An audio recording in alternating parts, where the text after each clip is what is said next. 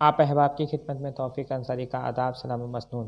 दोस्तों, आपका मेरे चैनल NTA नेट फ़रोग़ अदब में स्वागत है, खैर मक़दम है, खुश आमदीद है, मोस्ट वेलकम है। आज मैं आपके सामने सिनॉप्सिस बनाने का तरीका बराए PhD के लिए method to make synopsis for PhD। मैंने PhD जो है सिनॉप्सिस बनाने का तरीका मैं आपके लिए लेकर हाजिर हुआ हूँ कि कैसे सिनॉप्सिस बनाया जाए PhD के लिए, MPhil के लिए।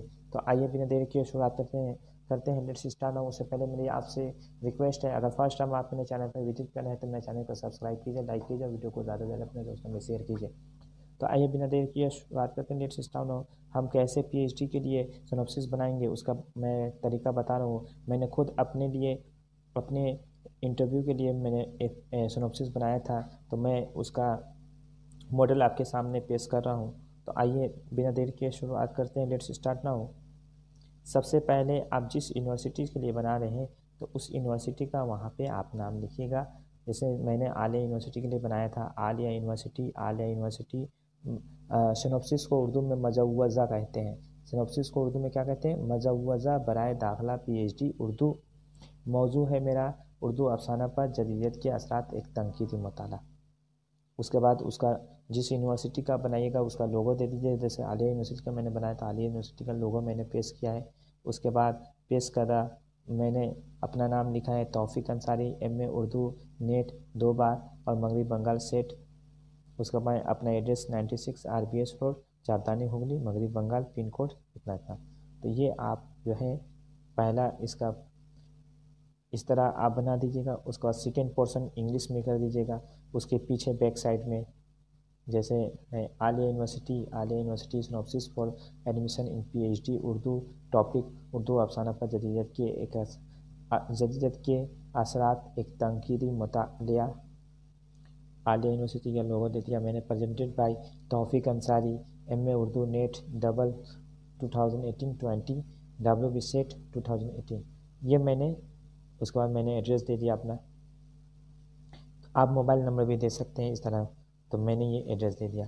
तो ये बैक साइड में लिखिएगा। फ्रंट साइड में मैंने उर्दू में लिखा, उसके बाद सेकेंड साइड में सेकेंड साइड में हमने इंग्लिश में कर दिया। उसके बाद देखिए मेरा टॉपिक था उर्दू अफसाना पर जदीदियत के असरात, एक तनकीदी मुताला। अब उसके बाद हम जो है शुरुआत करेंगे, तमहीद पेश करेंगे। तो सबसे पहले तमहीद में हम क्या करेंगे? जदीदियत की उर्दू अफसाना पर जदीदियत के असरात, एक तनकीदी मुताला, उसका हेडिंग ले देंगे और यहाँ से स्टार्ट करेंगे। तरक्की पसंद तहरीक के इख्तिताम के साथ एक नया रुझान सामने आया, यानी 1960 के करीब, जिसे जदीदियत का नाम दिया गया। जदीदियत कोई तहरीक नहीं बल्कि एक फ़िक्री रुझान है जो 1960 के आसपास अमल में आया। जदीदियत लफ्ज़ जदीद से मुश्तक़ है। ये एक अदबी इस्तिलाह है। उसका इतलाक़ 1957 ईस्वी के बाद अदब पर नमूदार होता है। जदीदियत किसी एक जदीदियत लफ्ज़ जदीद से मुश्तक़ है, एक अदबी इस्तिलाह है। उसका इतलाक़ 1957 के बाद अदब पर नमूदार होता है। जदीदियत किसी एक नज़रिए तक महदूद नहीं बल्कि यूरोपीय मुफ़क्किरीन और फ़लसफ़ियों के मुख्तलिफ़ तसव्वुरात और नज़रियों पर मबनी है, जैसे मारिफत पसंदी, इनफ़रादियत पसंदी, मावराए हक़ीक़त पसंदी, शऊर की रौ, मिजाजियत, लाशऊर और वजूदियत वगैरह। जदीदियत अदब की एक पहचान अलामती और इशारती असलूब है। जदीदियत की जड़ें वजूदियत के फ़लसफ़े से मिलती हैं। वजूदियत का फ़लसफ़ा इंसान की दाखिलियत के इर्तिक़ा को पेश करता है। वहीद अख्तर के अल्फाज में जदीदियत की मुख्तसर तरीन तारीफ़ ये हो सकती है कि जदीदियत अपने अहल की ज़िंदगी का सामना करने और तमाम ख़तरात और इम्कानात बरतने का नाम है।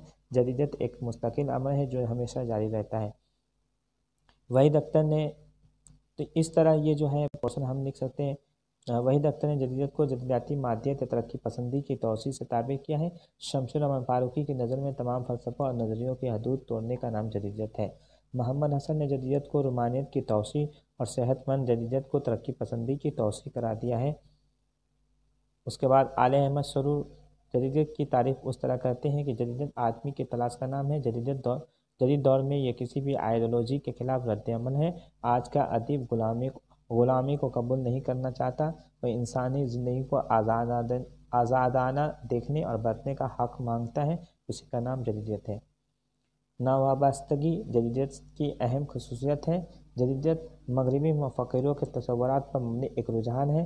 कहा जाता है कि जदीदियत का ख़मीर वजूदियत और तजदीद से उठा है। शमसुल अमन फ़ारूक़ी جدیدت کے سب سے بڑے حامی اور اس کے روح رواں تھے۔ ان کے زیر نگرانی شائع ہونے والا رسالہ شب خون نے جدیدت کے فروغ میں کلیدی کردار ادا کیا۔ اس رجحان کو تقویت دینے میں کلام حیدری کے ادارات میں نکلنے والا رسالہ آہنگ نے بھی جدیدت کے رجحان کو عام کرنے میں اہم رول ادا کیا۔ تو یہ ہم نے جدیدت کی مختصر ترین تعریف پیش کر دی، یعنی اس کے آغاز و ارتقاء، تمام مفکرین کی رائے بھی پیش کر دی ہم نے۔ اس کے بعد ہے اب ہم افسانہ پر جدیدت کے اثرات پر ہیں، تو افسانہ کی ہم مختصر ترین تعریف پیش کریں گے۔ تو افسانہ وہ جدید نثری صنف ہے جس میں کسی ایک واقعہ، کسی ایک کردار، کسی ایک حادثے، کسی ایک جذبے اور زندگی کے کسی ایک پہلو کو پیش کیا جائے۔ افسانے کے لغوی معنی جھوٹی بات، سرگزشت، قصہ، کہانی اور داستان وغیرہ۔ ایڈگر ایلن پو کے مطابق افسانہ ایک ایسی بیانیہ صنف ہے جو اتنی مختصر ہو کہ ایک ہی نشست میں پڑھی جا سکے، ایک آدھ گھنٹے میں پڑھی جا سکے، جسے قاری کو متاثر کرنے کے لیے لکھا گیا ہو اور جن سے وہ تمام غیر ضروری اجزاء نکال دیے گئے ہوں جو تاثر کو قائم رکھنے میں معاون نہ ہو۔ اس میں وحدت تاثر اقلیت ہو۔ منٹو کے مطابق ایک تاثر خواہ وہ کسی کا ہو، اپنے اوپر مسلط کر کے اس انداز سے بیان کرنا کہ وہ سننے والے پر وہی اثر پیدا کرے، یہ افسانہ ہے۔ ڈاکٹر مسیح الزماں کے مطابق افسانہ زندگی کی تفسیر ہے۔ اس میں یہاں زندگی ہونی چاہیے، دال چھوٹ گیا، زندگی ایک ایسا نقشہ پیش کیا جاتا ہے جس پر حقیقت کا دھوکہ ہو سکے۔ وہ زندگی کی تعبیر بھی ہے اور تصویر بھی، اور اسی کے ساتھ اس میں مصنف کا ایک نقطۂ نظر بھی ہونا ضروری ہے۔ تو یہ ہم نے افسانہ کی مختصر ترین تعریف پیش کر دی۔ تو اب ہم پیش کریں گے، جہاں تک افسانے کے اجزائے ترکیبی کا تعلق ہے تو یہ ناول کے اجزائے ترکیبی سے مختلف نہیں ہے۔ افسانے کے اجزائے ترکیبی، اس میں سب سے پہلے پلاٹ ہے، کردار ہے، نقطۂ نظر ہے، ماحول و فضا ہے، اسلوب ہے، آغاز و اختتام ہے، وحدت تاثر۔ تو افسانے کی سب سے اہم خصوصیت وحدت تاثر ہے۔ افسانے میں پلاٹ کی حیثیت جس میں ریڑھ کی ہڈی کی سی ہوتی ہے۔ یاد رہے کہ ناول میں کہانی کی حیثیت جو ہے ریڑھ کی ہڈی سی ہوتی ہے، اسی طرح افسانے میں پلاٹ کی حیثیت جس میں ریڑھ کی ہڈی کی سی ہو، تمام طرز کہانی اس پر منحصر ہوتی ہے۔ افسانہ کی نمایاں اور اہم خصوصیت وحدت تاثر ہے۔ واقعہ عظیم کے مطابق پلاٹ واقعات یا تاثرات کو فنی ترتیب دیتا ہے۔ بدلتے ہوئے رجحانات اور ادبی تحریکات کے حوالے سے افسانے کی تکنیک میں تبدیلی آتی گئی۔ تکنیک کو آسانی سے بیان نہیں کیا جا سکتا، ہر افسانے کی تکنیک مختلف ہوتی ہے۔ تکنیک دراصل ایک ذریعہ ہے، ایک وسیلہ ہے جس کے حوالے سے ایک افسانہ نگار اپنا مقصد، اپنا نقطۂ نظر قاری کے سامنے پیش کرتا ہے۔ تکنیک کی تعریف ذرا مشکل ہے۔ مواد، اسلوب اور حیت سے ایک علیحدہ صنف فنکار مواد کو اسلوب سے ہم آہنگ کر کے اسے ایک مخصوص طریقے سے منتقل کرتا ہے۔ افسانے کی تعمیر میں جس طرح سے مواد ڈھلتا جاتا ہے وہی تکنیک ہے۔ تکنیک ہو، مواد ہو، اسلوب ہو، موضوع ہو یا کردار، یہ سب افسانے کے جز ہو سکتے ہیں، لیکن ان میں سے کوئی بھی جز لازمی نہیں ہے۔ جب سے افسانہ اپنے مخصوص دائرے سے آزاد ہوا ہے تب سے ان اجزاء کی پابندی ضروری خیال نہیں کی جاتی ہے۔ اب ایسے افسانے بھی ہیں جن میں پلاٹ نہیں ہوتا، جن کی کوئی مناسب اور مکمل شکل نہیں ہوتی، وقت اور مقام کا تسلسل نہیں ہوتا، کوئی کردار اور موضوع بھی نہیں ہوتا، مگر ہم اسے افسانہ کہتے ہیں۔ تو یہ افسانہ کی ہم نے مختصر تعریف بھی پیش کی اور اس کے اجزائے ترکیبی پیش کی۔ اب ہم کریں گے اردو میں افسانہ نگاری کا آغاز و ارتقاء کو پیش کریں گے۔ تو سب سے پہلے اردو افسانے کی ابتدائی نقوش داستانوں میں نظر آتے ہیں۔ احتشام حسین کے مطابق اردو افسانے کے موجد پریم چند ہیں۔ وقار عظیم اور پروفیسر قمر رئیس کے مطابق اردو کا پہلا افسانہ پریم چند کا دنیا کا سب سے انمول رتن 1907 ہے۔ ڈاکٹر محمد صادق کے مطابق اردو کا پہلا افسانہ سر سید کا گزرا ہوا زمانہ ہے۔ ڈاکٹر فرمان فتح پوری کے مطابق اردو کا پہلا افسانہ سجاد حیدر یلدرم کا نشہ کی پہلی ترنگ 1900 یا 1901 ہے۔ مرزا حامد کے مطابق اردو کا پہلا تبعزاد افسانہ راشد الخیری، علامہ راشد الخیری کا نصیر اور خدیجہ ہے، جو 1903 ہے۔ تو یہ اردو افسانہ کا آغاز و ارتقاء ہم نے پیش کیا۔ اس کے بعد ہم اردو افسانہ پر جدیدیت کے اثرات کو پیش کریں گے کہ کیسے جدیدیت کے اثرات اردو افسانہ پر پڑا۔ یوں تو جدیدیت نے تمام اصناف ادب کو متاثر کیا ہے، لیکن افسانہ خاص توجہ کا مرکز رہا ہے۔ افسانہ اردو کی نووارد صنف ہے جو 20ویں صدی میں مغربی ادب کے حوالے سے اردو میں وارد ہوا۔ افسانہ مقبول ترین صنف ہے اور ادب لطیف، ترقی پسند تحریک، حلقۂ ارباب ذوق اور جدیدیت کے افکار و خیالات کی جو لان گاہ رہا ہے۔ یہی وجہ ہے کہ تحریکات اثرات افسانے میں جا بجا بکھرے ہوئے ہیں۔ ادب لطیف کے ذریعہ رومان، تخیل، نازک خیال اور اسلوب نگارش سے مزین کیا گیا تو ترقی پسندوں نے اسے سماجی حقیقت نگاری اور خارجی زندگی کے نشیب و فراز کی ترجمانی کا وسیلہ اظہار بنایا۔ جدیدیت کے تحت صنف افسانہ میں جو تبدیلیاں وقوع ہوئیں وہ فکری، فنی اور موضوعاتی حوالوں سے ہیں۔ جدیدیت نے افسانے کی ظاہری شکل و صورت ہی بدل کر رکھ دی ہے اور حیت، اسلوب، تکنیک اور اظہار میں نئی روایت کا آغاز ہوا۔ فنی اعتبار سے جدید افسانے میں جو فرق واقع ہوا ہے ان میں سے ایک پلاٹ کا خاتمہ ہے۔ پلاٹ کی بحث بہت قدیم ہے، اس کی ابتدا ارسطو سے ہوئی۔ تو یہ ہم نے اردو افسانے پر جدیدیت کے اثرات کو ہم نے پیش کیا۔ اس کے بعد ہم پیش کریں گے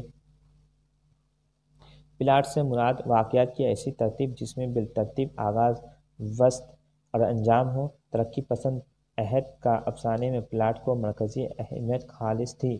جدید افسانہ نگاروں نے افسانے کی قدیم روش سے انحراف شروع کیا اور مروزہ اصول و ضوابط کی دیواریں منہدم کر دی۔ جدید افسانہ نگاروں کی روایتی قصہ کہانیوں سے انحراف کی وجہ سے یہ ہے کہ جدید دور میں انسانی زندگی ہی مربوط نہیں، لہٰذا افسانے میں اس کی تلاش عبث ہے۔ جدیدیت کے نقطۂ نظر کو جن افسانہ نگاروں نے بحسن خوبی برتا ہے ان میں امتیاز حسین پیش ہیں۔ امتیاز حسین ماضی کی غواصی پر زیادہ توجہ دیتے ہیں۔ انہوں نے داستانوں اور ہندو دیومالاؤں سے اپنا رشتہ استوار کیا، مشرقی قصہ کہانیوں کی روایت سے علامتیں اخذ کی، مذہبی و تاریخی قصے قوموں کے عروج و زوال، تہذیبوں کی شکست و ریخت ان کے علامتی نظام کے بنیادی دھارے ہیں۔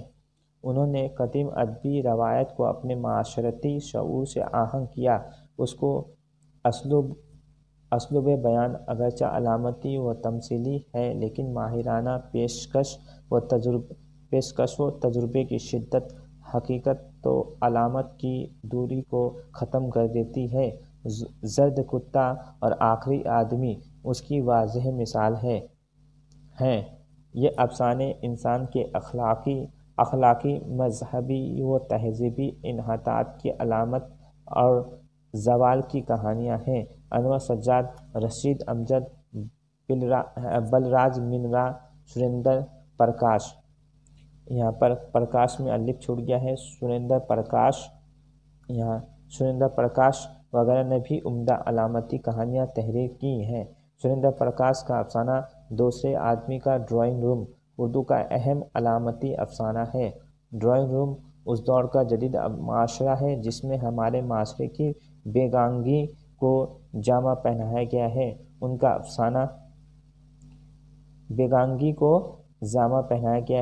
افسانہ بنباس داستانوی پس منظر میں لکھا گیا ہے اور ہمارے دور کے اخلاقی قدروں کا زوال، انتشار، تہذیبی انحطاط کے باعث معاشرے میں رونما ہونے والی تبدیلیوں اور بحران کی علامتوں کے سہارے عکاسی کی گئی ہے۔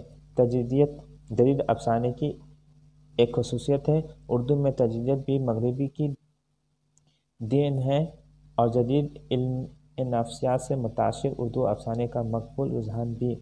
جدید افسانے میں واقعات کو حقیقی شکل میں نہیں پیش کیا جاتا ہے بلکہ افسانہ نگار فن کے مروجہ اصولوں سے انحراف کرتے ہوئے اس صورتحال کی عکاسی کرتا ہے جو اس کے لاشعور میں ظاہر ہوتی ہے۔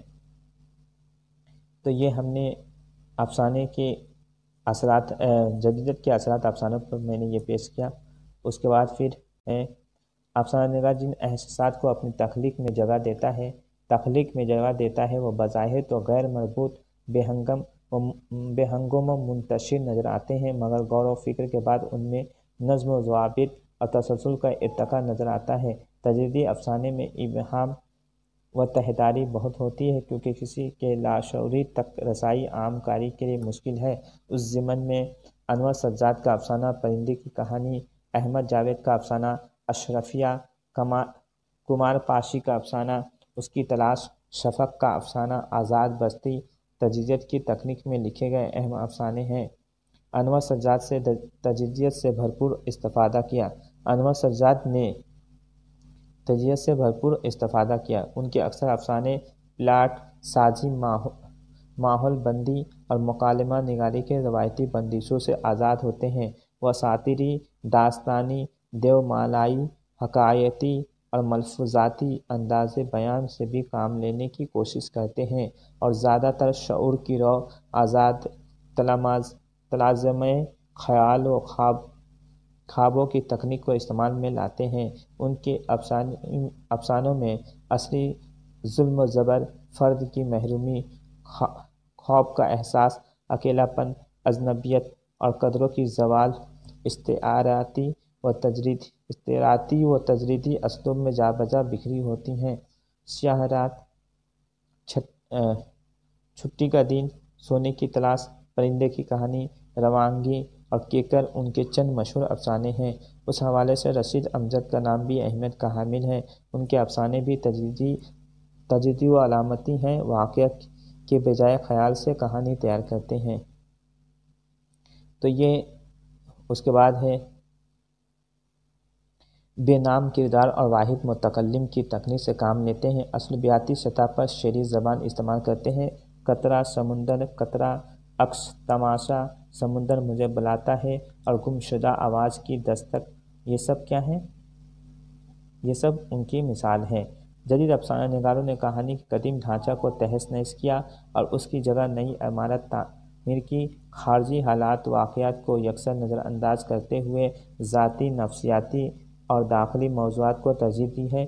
اسلوب بیان کی سطح پر وضاحتی اور بیانیہ پیرائے اظہار کے برخلاف علامتی، تجریدی و شعری طرز اظہار کو عام کرنے کی کوشش کی۔ جدیدیت کے پرچم تلے بعض ایسے اہل قلم کار بھی تھے جو ادبی روایات و اقتدار اور جمالیات سے کم حقہ واقف ہونے کی وجہ سے اساطیری عناصر سے افسانے کو بوجھل بنا رہے تھے۔ ان عناصر کی وجہ سے جدید افسانہ عام کاری سے محروم ہو کر نقاد کی نظر کرم کا محتاج ہو گیا، جس کے باعث جدیدیت کا رجحان رفتہ رفتہ اپنی کشمکش، تازگی، شگفتگی اور نورت کو بھی کھونے لگا۔ کوئی تحریک ہمہ وقتی نہیں ہوتی۔ جدیدیت کی تحریک بھی 1975 عیسوی کے بعد بے اثر ہونے لگی اور تحلیل ہو کر ادبی و تخلیقی سرزمین میں اپنے بہت سے عناصر بو کر اپنی ذمہ داری سے دستبردار ہو گئی۔ تو یہ ہم نے پورا کمپلیٹ کر دیا۔ اس کے بعد ہم لکھیں گے ابواب کی تقسیم۔ تو موضوع دیں گے اردو افسانہ پر جدیدیت کے اثرات، ایک تنقیدی مطالعہ۔ اس کے بعد پہلا باب میں کیا لکھیں گے؟ جدیدیت اور مغربی افکار۔ دوسرا باب میں دیں گے جدیدیت کا مفہوم اور مشرقی اصول و نظریات۔